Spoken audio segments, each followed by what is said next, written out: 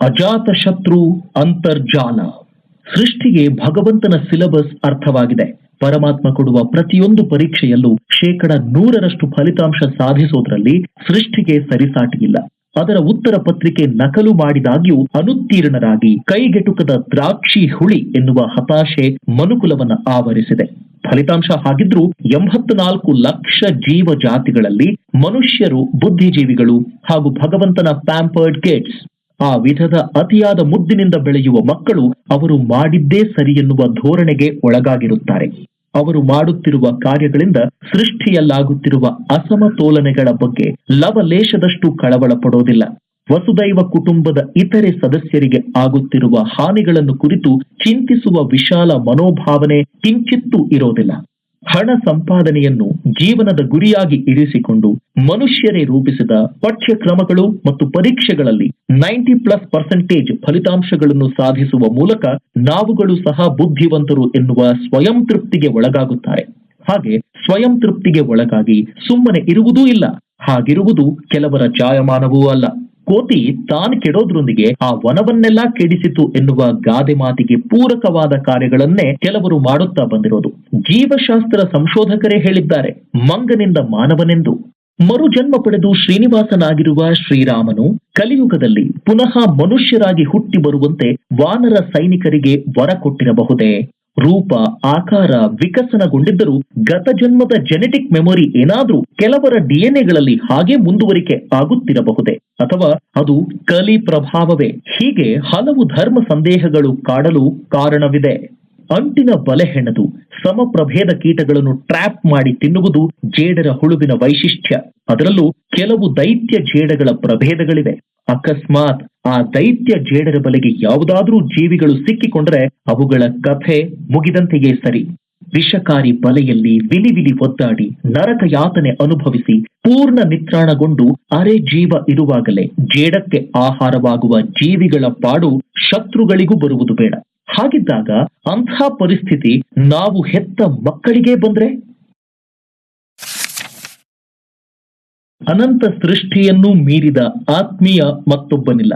ಅಂಥ ಆತ್ಮೀಯನ ಸೃಷ್ಟಿಕರ್ತನಾದ ಭಗವಂತನನ್ನು ಮೀರಿದ ಬಂಧುವಿಲ್ಲ. ಹಾಗಿದ್ರೂ ಒಮ್ಮೊಮ್ಮೆ ಆತನ ಅಸ್ತಿತ್ವದ ವಿಷಯದಲ್ಲಿ ಗೊಂದಲಗಳನ್ನು ಸೃಷ್ಟಿಸುತ್ತಾನೆ. ಪ್ರಶ್ನೆಗಳು ಮೂಡುವಂತೆ ಮಾಡುತ್ತಾನೆ. ಪದೇ ಪದೇ ಪರೀಕ್ಷೆಗಳು ನೀಡುತ್ತಾನೆ. ಅದರಲ್ಲಿ ಇರುವ ಪ್ರಶ್ನೆಗಳ ವಿಷಯದಲ್ಲೂ ಗೊಂದಲಗಳನ್ನ ಏರ್ಪಡಿಸುತ್ತಾನೆ. ವರ್ತಮಾನದಲ್ಲಿ ಇರುವ ಸನ್ನಿವೇಶವು ಅಂಥದ್ದೇ ಗೊಂದಲಮಯ. ಮಕ್ಕಳ ಮೇಲಾಗುತ್ತಿರುವ ನಿಗೂಢ ಆಕ್ರಮಣಗಳ ಹಾಗೂ ದುಷ್ಪರಿಣಾಮಗಳ ಬಗ್ಗೆ ಪೋಷಕರಿಗೆ ತಿಳಿಯದಷ್ಟು ಆಘಾತಕಾರಿ ವಿಷಯಗಳು ಮಕ್ಕಳಿಗೆ ತಿಳಿದಿವೆ. ಕೆಲವು ಮಕ್ಕಳ ಬಳಿ ಈ ವಿಷಯದ ಬಗ್ಗೆ ವಿಚಾರಿಸಿದಾಗ ಒಂದೇ ಕ್ಷಣದೊಳಗೆ it's so simple, just be connected to internet web, go to Google search box and type bad effects of internet on children ಎಂದಿದ್ದಾರೆ. ಅವರು ಹೇಳಿದ ವಿಧಾನವನ್ನು ಅನುಸರಿಸಿ ಸರ್ಚ್ ಮಾಡಿದಾಗ ಕೇವಲ 0.91 ಸೆಕೆಂಡ್ಗಳಲ್ಲಿ 55,30,000 ಉತ್ತರಗಳು ತೆರೆದುಕೊಳ್ಳುತ್ತವೆ. Robert Elliot Bob Kahn, Vint Cerf ಮತ್ತು ಟಿಮ್ ಬರ್ನರ್ಸ್ ಲೀ ಇವರುಗಳು transmission control protocol and internet protocol TCP ಮತ್ತು IPಗಳು ಮತ್ತು ವರ್ಲ್ಡ್ ವೈಡ್ ವೆಬ್ WWW ಗಳನ್ನು ಅತ್ಯಾವ ವಿಷ ಘಳಿಗೆಯಲ್ಲಿ ಕಂಡುಹಿಡಿದರೋ ಪರಮಾತ್ಮನೇ ಬಲ್ಲ. ಯಾಕಂದ್ರೆ ಹಿಂದೂ ಪಂಚಾಂಗದಲ್ಲಿರುವ ವಿಶ್ಲೇಷಣೆಗಳ ಆಧಾರದಲ್ಲಿ ನೋಡಿದ್ರೆ ಮಾಸಕ್ಕೆ ಒಮ್ಮೆ ಬರುವ ಶುಕ್ಲ ಪಕ್ಷದ ತ್ರಯೋದಶಿ ತಿಥಿಯ ಮುಸ್ಸಂಜೆಯ ಸಂಧಿ ಕಾಲದಲ್ಲಿ ಶಿವನ ದೇವಸ್ಥಾನದಲ್ಲಿ ನಂದಿಗೆ ಪ್ರದೋಷ ಕಾಲ ಶಾಂತಿಗಳು ಮಾಡ್ತಾರೆ. ಪರ್ವ ಪ್ಲಸ್ ದೋಷ ಸೇರಿ ಪ್ರದೋಷವಾಗಿದೆ. ಆ ಸಮಯದಲ್ಲಿ ಸೂರ್ಯ ಚಂದ್ರ ಭೂಮಿಗಳ ಮಧ್ಯೆ ಸಂಧಿ ಕ್ರಿಯೆಯಿಂದ ಉತ್ಪಾದನೆಯಾಗುವ ರಜೋಗುಣ ಕಂಪನಗಳು ಅಪಾರ ಪ್ರಮಾಣದ ಅಗ್ನಿತತ್ವವನ್ನು ಹೊಂದಿರುತ್ತವೆ. ಆ ಇನ್ಫ್ರಾರೆಡ್ ಮೈಕ್ರೋವೇವ್ ಕಂಪನಗಳು ಸಕಲ ಜೀವರಾಶಿಗಳಿಗೂ ಮಾರಕ. ಅದೇ ರೀತಿ ಪ್ರತಿ 60 ವರ್ಷಗಳಿಗೊಮ್ಮೆ ಹೊಸ ಯುಗ ಪರ್ವ ಹುಟ್ಟುತ್ತದೆ. ಅಂಥ ಯುಗ ಪ್ರದೋಷ ಕಾಲಘಟ್ಟ 1989ರಿಂದ 90ರ ಶುಕ್ಲನಾಮ ಸಂವತ್ಸರದಲ್ಲಿ ಅಂತರ್ಜಾಲವೆಂಬ ಅಜಾತ ಶತ್ರುವಿನ ಜನನವಾಗಿದೆ. ಶುಕ್ಲ ಎಂದರೆ ಸಂಸ್ಕೃತದಲ್ಲಿ ವೀರ್ಯ, ರಜೋತತ್ವ ಗುಣ, ಅಸುರಗುರು ಇತ್ಯಾದಿ ಅರ್ಥಗಳಿವೆ. ಹಿಂದೆ ಇದೇ ರೀತಿ ವೈಕುಂಠದ ದ್ವಾರಪಾಲಕರಾದ ಜಯ ವಿಜಯರು ಬ್ರಹ್ಮನ ಮಾನಸ ಪುತ್ರರಿಂದ ಶಾಪಗ್ರಸ್ತರಾಗಿ ಶ್ವೇತ ವರಾಹ ಕಲ್ಪದ ಪರ್ವದೋಷವಿರುವ ದುರ್ಮುಹೂರ್ತದಲ್ಲಿ ದಿತಿ ಕಶ್ಯಪರ ಮಕ್ಕಳಾಗಿ ಜನಿಸಿರುತ್ತಾರೆ. ಪರ್ವಕಾಲದಲ್ಲಿ ಜನಿಸಿದ್ದವರಾದ್ದರಿಂದ ಅವರಲ್ಲಿ ರಜೋಗುಣ ಹೆಚ್ಚಾಗಿರುತ್ತದೆ. ಸರ್ವಾಧಿಪತ್ಯ ಸ್ಥಾಪಿಸಲೆಂದು ಭೂಮಿಯನ್ನು ಹೈಜಾಕ್ ಮಾಡಿದ್ದಕ್ಕಾಗಿ ಹಿರಣ್ಯಾಕ್ಷನನ್ನು ಮತ್ತು ದಿಕ್ಪಾಲಕರನ್ನು ಬಂಧನದಲ್ಲಿಟ್ಟು ದೈವ ಸೃಷ್ಟಿಯ ಸ್ಥಿತಿ ಧರ್ಮಕ್ಕೆ ಮಾರಕನಾಗಿದ್ದ ಹಿರಣ್ಯ ಕಶ್ಯಪುಗಳೆಂಬ ಇಬ್ಬರು ಕಾರಣ ಜನ್ಮರನ್ನು ವರಾಹ ಹಾಗೂ ನರಸಿಂಹರ ಉಗ್ರಾವತಾರದಲ್ಲಿ ಬಂದ ಮಹಾವಿಷ್ಣುವು ಕೊಲ್ಲುತ್ತಾನೆ. ಇದು ವಿಷ್ಣು ಪುರಾಣದಿಂದ. ಅಂತರ್ಜಾಲವೆನ್ನುವುದು ಭೂಗೋಳವನ್ನು ಅಪಹರಿಸಿದ ಹಿರಣ್ಯಾಕ್ಷನೇ ಅಥವಾ ರಕ್ಷಿಸಿದ ವರಾಹನೆ ಹಾಗೂ ಎಲ್ಲೆಡೆ ಸುತ್ತುವರೆದಿರುವ EMR ಮೊಬೈಲ್ ಟವರ್ಗಳು ಹಿರಣ್ಯ ಕಶ್ಯಪುವೆ ಅಥವಾ ಕಂಬವನ್ನು ಸೀಳಿ ಬಂದ ನಾರಸಿಂಹನೇ, ಬಹುಶಃ ಕಲಿಸಲೆಂದು ಬಂದ ಕಲಿಯೇ. ಈ ಗೊಂದಲ ಪ್ರಸಕ್ತ ಪರಿಸ್ಥಿತಿಯಲ್ಲಿ ಕಾಡುತ್ತಿದೆ. ಅಕಸ್ಮಾತ್ ಜೇಡರ ಬಲೆಗೆ ಅಂಟಿದ ಕೀಟವೇನಾದ್ರೂ ಅಲ್ಲಿಂದ ತಪ್ಪಿಸಿಕೊಂಡ್ರೆ ಪುನಃ ಬಲೆ ಇರುವ ಕಡೆಗೆ ಹೋಗೋದಿಲ್ಲ. ಆದ್ರೆ ಮನುಷ್ಯರು ಅಂತರ್ಜಾಲ ಬಲೆಗೆ ಅಂಟಿಕೊಂಡ್ರೆ ಅದರಿಂದ ತಪ್ಪಿಸಿಕೊಳ್ಳೋದು ಹಾಗಿರ್ಲಿ, ಅಂತಹ ಆಲೋಚನೆಗಳನ್ನೂ ಸಹ ಅವರ ಮೆದುಳು ಮಾಡೋದಿಲ್ಲ. ಏಕೆಂದ್ರೆ ಅದು ಅಂಥ ದುರಾಸಕ್ತಿಯ ಪರಾಕಾಷ್ಠೆ. ಮಕ್ಕಳಿಗೆ ನ್ಯೂಮರಾಲಜಿ ಪ್ರಕಾರ ಹೆಸರಿಟ್ಟಿದ್ದೇವೆ. ಅವರ ಜಾತಕಗಳ ಗೋಚಾರಗಳ ಪ್ರಕಾರ ಗ್ರಹ, ಕಾಳಸರ್ಪ, ಕುಜ, ಸಾಡೆ ಸಾತಿ ಶನಿ, ದಶಾಭುಕ್ತಿ ಮುಂತಾದ ದೋಷಗಳಿಗೆ ಪರಿಹಾರಗಳನ್ನು ಮಾಡಿಸಿದ್ದೇವೆ. ನಾವು ವಾಸಿಸುವ ಮನೆ ಸಹ ವಾಸ್ತು ಪ್ರಕಾರ ಇದೆ. ಹಾಗಾದ್ರೆ ನಾವು ನಂಬಿರುವ ಶಾಸ್ತ್ರಗಳೆಲ್ಲ ಸುಳ್ಳೆ, ಹೇಳಿದ್ದನ್ನೆಲ್ಲ ನಂಬುತ್ತೇವೆಂದು ಹೊಸ ಹುಳ ಬಿಡಬೇಡಿ ಎನ್ನುತ್ತಾರೆ ಕೆಲವು ಪೋಷಕರು. ದೇವರಿದ್ದಾನೆ ಎನ್ನುವ ಅಚಲ ನಂಬಿಕೆ ಅವರದ್ದು. ಗೋರೋಭ ಎಂಬಾತ ಯಾವುದೇ ವಿಶ್ವವಿದ್ಯಾನಿಲಯದ ಪದವೀಧರನಲ್ಲ, ಸಂಶೋಧಕನಲ್ಲ, ತತ್ವಜ್ಞಾನಿಯಲ್ಲ, ಗುರೂಜಿ ಅಥವಾ ಮಹರ್ಷಿಯಂತೂ ಮೊದಲೇ ಅಲ್ಲ. ಜೀವನೋಪಾಯಕ್ಕಾಗಿ, ಕುಟುಂಬ ಪೋಷಣೆಗಾಗಿ ಕುಂಬಾರ ವೃತ್ತಿಯನ್ನು ಮಾಡುತ್ತಾ 12ನೇ ಶತಮಾನದಲ್ಲಿ ಮಹಾರಾಷ್ಟ್ರದ ತೇರ್ಧೋಕಿ ಗ್ರಾಮದಲ್ಲಿ ವಾಸಿಸುತ್ತಿದ್ದ ಪಾಂಡುರಂಗ ವಿಠ್ಠಲನ ಭಕ್ತ. ಸದಾಕಾಲ ಹರಿನಾಮ ಸ್ಮರಣೆ ಮಾಡುತ್ತಾ ಇರ್ತಿದ್ದ. ಒಮ್ಮೆ ಭಕ್ತಿ ಪರವಶತೆಯ ಪರಾಕಾಷ್ಠೆಯಲ್ಲಿದ್ದಾಗ ಹತ್ತಿರಕ್ಕೆ ಬಂದ ತನ್ನ ಮಗುವನ್ನು ಗಮನಿಸದೆ ಜೇಡಿ ಮಣ್ಣಿನೊಳಕ್ಕೆ ಅವನನ್ನೂ ಸೇರಿಸಿ ತುಳಿದು ಬಿಟ್ಟಿರ್ತಾನೆ. ಕಾಲಾನಂತರ ಪಾಂಡುರಂಗ ವಿಠಲನ ಅನುಗ್ರಹ, ಕೃಪಾ ಕಟಾಕ್ಷದಿಂದ ಮಗು ಪುನಃ ಜೀವ ಪಡೆಯುತ್ತದೆ. ಇದು ಜಾನಪದ ಕಥೆ. ಮಗು ಪುನರ್ಜನ್ಮವೆಂದರೆ ಮತ್ತೊಂದು ಮಗುವೆಂದು ಅರ್ಥೈಸಬಹುದು. ವೈಜ್ಞಾನಿಕವಾಗಿ ಅರ್ಥೈಸೋದಾದ್ರೆ ಸದಾಕಾಲ ಹರಿನಾಮ ಸ್ಮರಣೆ ಎನ್ನುವ ಧನಾತ್ಮಕ ತರಂಗ ಮತ್ತು ಕಂಪನಗಳ ಪ್ರಭಾವದಿಂದ ಗೋರೋಭನ ದೇಹದಲ್ಲಿ ವೀರ್ಯಾಣು ಉತ್ಪಾದನೆಯ ಸಮಸ್ಯೆ ಇರುವುದಿಲ್ಲ. ಆದರೆ ಪ್ರಪಂಚದ ಪ್ರಸ್ತುತ ಪರಿಸ್ಥಿತಿ ಹಾಗಿಲ್ಲ.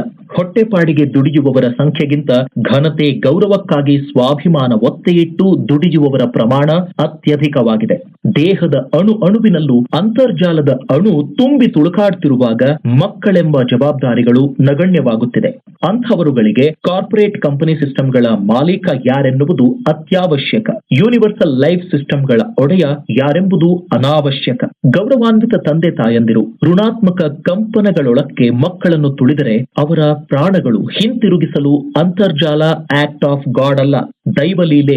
ದೇವರೆನ್ನುವ ನಂಬಿಕೆ ನಶಿಸಿ ದೈವಸ್ಮರಣೆ, ಆರಾಧನೆ, ಪ್ರಾರ್ಥನೆಗಳು, ಮೂಢ ನಂಬಿಕೆಗಳು ಎಂದಾಗಿ ಭಕ್ತಿ ಎನ್ನುವ ಜೀವ ವಿಮೆ ರದ್ದಾಗಿದೆ. ಪ್ರಾರ್ಥಿಸುವಾಗ ಮಾತಾ ಪಿತಾ ಗುರುಗಳನ್ನು ದೈವ ಸಮಾನರೆಂದು ಸ್ಮರಿಸುತ್ತಿದ್ದ ಕಾಲವೊಂದಿತ್ತು. ಏಕೆಂದ್ರೆ ಮಕ್ಕಳ ಸರ್ವತೋಮುಖ ಅಭಿವೃದ್ಧಿಗಾಗಿ ಯಾವ ಪ್ರತಿಫಲಾಪೇಕ್ಷೆಗಳೂ ಇಲ್ಲದೆ ಕಾಳಜಿ ವಹಿಸುತ್ತಿದ್ದವರು ಆ ಮೂವರು. ಪ್ರಸಕ್ತ ಕಾಲಘಟ್ಟದಲ್ಲಿ ಕಾರ್ಪೊರೇಟ್ ಸಿಸ್ಟಮ್ನ ಕಪಿಮುಷ್ಟಿಯಲ್ಲಿ ಬಂಧಿತರಾಗಿರುವ ಆ ಮೂವರ ದೃಷ್ಟಿಯಲ್ಲಿ ಮಕ್ಕಳೆಂದ್ರೆ ಕರ್ಮಕ್ಕೆ ಗಂಟು ಬಿದ್ದಿರುವವರು.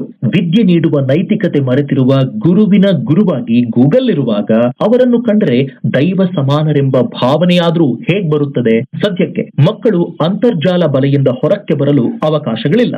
ಶಾಲೆಗಳಲ್ಲಿ ಆನ್ಲೈನ್ ಎಜುಕೇಶನ್ ನೀಡಲು ಅಳವಡಿಸುವ ವೈಫೈ ರೂಟರ್ಗಳು ಬಿಡುಗಡೆ ಮಾಡುವ ಹಾನಿಕಾರಕ ಎಲೆಕ್ಟ್ರೋಮ್ಯಾಗ್ನೆಟಿಕ್ ರೇಡಿಯೇಷನ್ EMR ಗಳಿಂದ ಅವರ ಶರೀರದ ಸೂಕ್ಷ್ಮ ತ್ವಚೆ ಹಾನಿಗೊಳಗಾಗ್ತಿದೆ. ಕೂದಲು ಉದುರುವಿಕೆ, ಚರ್ಮ ವ್ಯಾಧಿ ಮುಂತಾದ ಸಮಸ್ಯೆಗಳು ಬಾಲ್ಯದಿಂದಲೇ ಶುರುವಾಗುತ್ತಿವೆ. GPRSಗಳು ಸಂಪರ್ಕ ಸಾಧಿಸಲು ಉಪಯೋಗಿಸುವ ನಾನ್ ಅಯೋನೈಸಿಂಗ್ ಸಿಗ್ನಲ್ಗಳಿಂದ ಸಣ್ಣ ಗಾತ್ರದ ಗುಬ್ಬಚ್ಚಿಗಳು ಮುಂತಾದ ನಿರುಪದ್ರವಿ ಪಕ್ಷಿ ಪ್ರಭೇದಗಳು ಈಗಾಗಲೇ ಮರೆಯಾಗಿವೆ. ಬುದ್ಧಿವಂತ ಜೀವಿ ಪ್ರಭೇದದಲ್ಲಿ ಮಗುವೇ ಅತಿ ಸಣ್ಣ ಜೀವಿ. ಈಗಾಗಲೇ ಜಗತ್ತಿನ ಸರ್ವರೊಳಗೂ ಪರಕಾಯ ಪ್ರವೇಶ ಮಾಡಿರುವ ಅಜ್ಞಾತ ಶತ್ರುವಿನ ಧನದಾಹಕ್ಕೆ ಹೆತ್ತ ಮಗುವೇ ಬಲಿಯಾದ ನಂತರ ಹೆತ್ತವರು ಮಾಡುವುದಾದ್ರೂ ಏನಿರುತ್ತೆ? ಪಾಪ, ಅವರುಗಳಿಗೂ ನರದೌರ್ಬಲ್ಯ, ಗರ್ಭಕೋಶ ಸಮಸ್ಯೆಗಳು ಇರುತ್ತವಲ್ಲ. ಹಾಗಾಗಿ ಮತ್ತೊಂದು ಸಂತಾನ ಅನುಮಾನವೇ ಸರಿ. ಊರಿಗೆ ಬಂದವರು ನೀರಿಗೆ ಬರೋದಿಲ್ವೇ? ಇದು ಹಳೆ ಗಾದೆ. ಮೊಬೈಲ್ ಫೋನ್ ತಗೊಂಡವರು ಡೇಟಾ ಪ್ಯಾಕ್ ತಗೊಳ್ಳೋದಿಲ್ವೇ? ಇದು ಹೊಸ ಗಾದೆ. ವಿಶ್ವದಾದ್ಯಂತ ಇಂಟರ್ನೆಟ್ ಅಡಿಕ್ಷನ್ಗೆ ಒಳಗಾಗಿ ಕೋಟ್ಯಾನುಕೋಟಿ ಮಕ್ಕಳು ಇಂಟರ್ನೆಟ್ ಡಾಟಾ ಪ್ಯಾಕ್ ಖಾಲಿಯಾದ್ರೆ ನೀರಿಲ್ಲದ ಮೀನಿನಂತೆ ಚಡಪಡಿಸುತ್ತಾರೆ. ಜಿಪಿಆರ್ ಆರ್ಥಿಕ ಮತ್ತು ಆಧುನಿಕ ತಂತ್ರಜ್ಞಾನ ಕ್ಷೇತ್ರದಲ್ಲಿ ಮುಂದುವರೆದ ರಾಷ್ಟ್ರಗಳೆಂಬ ಹಣೆಪಟ್ಟಿಯ ಗರ್ವದಿಂದ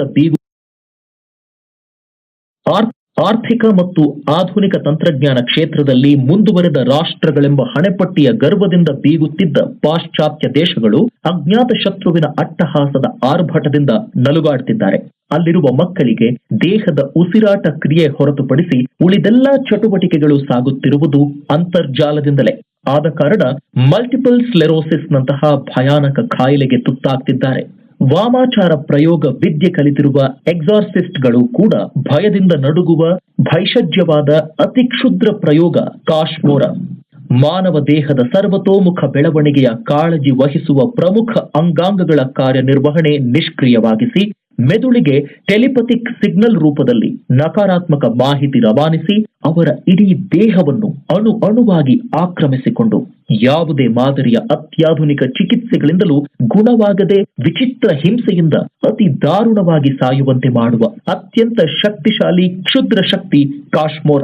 ಆ ಕ್ಷುದ್ರ ಶಕ್ತಿ ಪ್ರಯೋಗಕ್ಕೆ ಗುರಿಯಾದ ವ್ಯಕ್ತಿ ಸ್ಪೈಡರ್ ವೆಬ್ನಲ್ಲಿ ಸಿಲುಕಿಕೊಂಡ ಜೀವಿ ಮತ್ತು ಇಂಟರ್ನೆಟ್ ವೆಬ್ನ ಪ್ರಭಾವಕ್ಕೆ ಒಳಗಾದ ಮನುಷ್ಯ. ಈ ಮೂವರೂ ಸಹ ಹಂತ ಹಂತವಾಗಿ ಅತಿ ಘೋರವಾಗಿ ಕೊಲ್ಲಲ್ಪಡುತ್ತಾರೆ. ಯಾವುದೇ ವೇದೋಪನಿಷದ್ ಸೂತ್ರಗಳನ್ನು ಈಗಿನ ಕಾಲಘಟ್ಟಕ್ಕೆ ತಕ್ಕಂತೆ ರೂಪ ಪರಿವರ್ತನೆ ಮಾಡುವುದು ತಂತ್ರಜ್ಞಾನಗಳ ಸಂಶೋಧನೆಗಳಲ್ಲಿ ಮುಳುಗಿರುವ ರಾಷ್ಟ್ರಗಳಿಗೆ ಕಷ್ಟವೇನಲ್ಲ.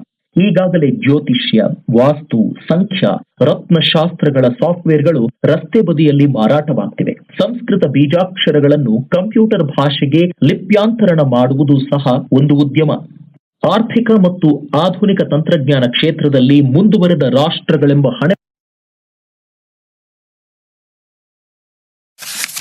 ಮನುಕುಲದ ಒಳಿತಿಗಾಗಿ ತಂತ್ರಜ್ಞಾನ ಅಭಿವೃದ್ಧಿಯಾದಂತೆ ತಾಂತ್ರಿಕ ಜ್ಞಾನವೂ ಪ್ರಯೋಗಗಳ ರೂಪ ಬದಲಾಯಿಸುತ್ತಿದೆ. ವಿನಾಶಕಾಲೇ ವಿಪರೀತ ಬುದ್ಧಿ ಎನ್ನುವಂತೆ ಕ್ಷುದ್ರ ಪ್ರಯೋಗಗಳನ್ನು ಅತ್ಯಾಧುನಿಕ ತಂತ್ರಗಳಲ್ಲಿ ಮಾಡುತ್ತಿದ್ದಾರೆ. ಕನ್ಯೆ, ಕುರಿ, ಕೋಳಿ, ಕರಿಬೆಕ್ಕು, ಗೂಬೆ ಮುಂತಾದವುಗಳ ರಕ್ತವಾಗಿರಲಿ ಅಥವಾ ಎಳೆ ಮಗುವಿನ ಮೂಳೆಗಳು, ಮನುಷ್ಯ ಕಪಾಲವಾಗಿರಲಿ ರಿಸರ್ಚ್ ಲ್ಯಾಬೊರೇಟರಿಗೆ ಬೇಕಾಗಿಲ್ಲ. ಏಕೆಂದ್ರೆ ಇದು ಆಧುನಿಕ ತಂತ್ರಜ್ಞಾನದ ಕ್ಷುದ್ರ ಪ್ರಯೋಗ. ವಿಷಾದಕರ ಸಂಗತಿ ಏನಂದ್ರೆ ಇತರೆ ಧರ್ಮೀಯರು ಪಾಶ್ಚಾತ್ಯ ದೇಶಗಳು ನಂಬುವ ಮಾಟ ಮಂತ್ರಗಳ ಉಚ್ಚಾಟನೆಗಾಗಿ ಋಷಿಗಳಿಂದ ನಿರ್ಧರಿಸಲ್ಪಟ್ಟ ಅಥರ್ವ ವೇದದ ಆಚರಣೆಗಳು ದೇಹದಲ್ಲಿ DSRNA ಪರಿಮಾಣ ಹೆಚ್ಚಿರುವ ಕೆಲವು ಪೂರ್ವಾಗ್ರಹ ಪೀಡಿತ ನಾಸ್ತಿಕರಿಂದ ಕಂದಾಚಾರಗಳು ಎನ್ನುವ ಹಣೆಪಟ್ಟಿಗೆ ಒಳಗಾಗಿರುವುದು. ಅಥರ್ವ ವೇದ ಚಾತುರ್ವೇದಗಳಲ್ಲಿ ಕೊನೆಯದ್ದು. ಅದೃಶ್ಯ ದುಷ್ಟ ಶಕ್ತಿಗಳನ್ನು ತಮ್ಮ ಮಂತ್ರ ಬಲದಿಂದ ವಶಪಡಿಸಿಕೊಂಡು ವಾಮಾಚಾರ ಪ್ರಯೋಗ ಕಾರ್ಯಗಳಿಗೆ ಉಪಯೋಗಿಸಿಕೊಳ್ಳುವ ವಿದ್ಯೆಗಳಿಗೆ ಇದರಲ್ಲಿ ಆದ್ಯತೆ. ಗುಪ್ತ ಮಾರ್ಗಗಳ ಮುಖಾಂತರ ಇತರ ವ್ಯಕ್ತಿಗಳ ಮೇಲೆ ಮತ್ತು ಇಡೀ ಪ್ರಕೃತಿಯ ಮೇಲೆ ತನ್ನ ಪ್ರಭುತ್ವವನ್ನು ಹೇಗೆ ಸಾಧಿಸಿಕೊಳ್ಳಬಹುದೆಂದು ಈ ವೇದ ವಿಶದಪಡಿಸುತ್ತದೆ. ಈ ಉಚ್ಚಾಟನಾ ಕ್ರಿಯೆಗಳ ಬಗ್ಗೆ ಸಂಪೂರ್ಣ ಪ್ರಮಾಣದ ನಂಬಿಕೆ ವಿಶ್ವಾಸವನ್ನು ಹೊಂದಿರುವ ಕೆಲವು ಪಾಶ್ಚಿಮಾತ್ಯ ರಾಷ್ಟ್ರಗಳು ಪರಿಹಾರಕ್ಕಾಗಿ ಕ್ರಿಯೆಗಳ ಬಗ್ಗೆ ನಿಗೂಢವಾದ ಸಂಶೋಧನೆಗಳನ್ನು ತೀವ್ರ ಗತಿಯಲ್ಲಿ ಮಾಡುತ್ತಿವೆ. ಅದಕ್ಕಾಗಿ ಅತ್ಯಂತ ವ್ಯವಸ್ಥಿತವಾಗಿ ಷಡ್ಯಂತ್ರ ರೂಪಿಸಿ ವೇದಶಾಸ್ತ್ರಗಳನ್ನು ಭಾವಲಿಪ್ಯಾಂತರಣ ಮಾಡಿದ ಋಷಿಗಳ ಗೋತ್ರಸ್ಥರ DNA, RNA, mRNAಗಳನ್ನು ಕ್ರೋಢೀಕರಿಸಿ ಜೀನ್ ಡಿಕೋಡಿಂಗ್ ಮಾಡುತ್ತಿವೆ. ಏಕೆಂದ್ರೆ ಅಥರ್ವ ವೇದದಲ್ಲಿರುವ ತಾಂತ್ರಿಕ ವಿದ್ಯೆಗಳಲ್ಲಿ ಕ್ಷುದ್ರ ಶಕ್ತಿಯ ಆವಾಹನೆ ಮಾಡುವ ಬಗ್ಗೆಯಷ್ಟೇ ತಿಳಿಸಲಾಗಿಲ್ಲ. ಅವುಗಳ ಉಚ್ಚಾಟನೆ ಮಾಡುವುದನ್ನು ಸಹ ವಿವರಿಸಿದ್ದಾರೆ. ಆದರೆ ಅವುಗಳನ್ನು ಅರ್ಥ ಮಾಡಿಕೊಳ್ಳುವುದು ಬೀಜಾಕ್ಷರ ಜ್ಞಾನ ಇರುವವರಿಗೂ ಕಷ್ಟ ಸಾಧ್ಯ. ಬಹುಶಃ ಅಂಗೀರಸ ಮಹರ್ಷಿಗಳೇ ಧರೆಗಿಳಿದು ಭರತಖಂಡದ ಗೋದಾವರಿ ದಕ್ಷಿಣ ದಿಗ್ಭಾಗಕ್ಕೆ ಆಗಮಿಸಿ ಅಥರ್ವ ವೇದದ ನಿಗೂಢ ಸೂತ್ರಗಳ ಆಧಾರದಲ್ಲಿ ಅಜಾತಶತ್ರು ಅಂತರ್ಜಾಲ ರೂಪಧಾರಿಯ ಕ್ಷುದ್ರತಂತ್ರ ಪ್ರಯೋಗವನ್ನು ಉಚ್ಚಾಟನೆ ಮಾಡಿದ್ರೆ ನಾಸ್ತಿಕರಿಗೆ ಮೂಢ ನಂಬಿಕೆ ಎಂಬ ನಂಬಿಕೆ ಹೋದರೂ ಹೋಗಬಹುದು. ಇಲ್ಲದಿದ್ರೆ ಕಟ್ಟ ಕಡೆಗೆ ಬಾಕಿ ಉಳಿಯುವುದು ಮಂತ್ರ ಪಠಣೆ ಮಾತ್ರ. ಹರಿ ಸರ್ವೋತ್ತಮ, ವಾಯು ಜೀವೋತ್ತಮ, ಅಂತರ್ಜಾಲ ಪರಮೋತ್ತಮ.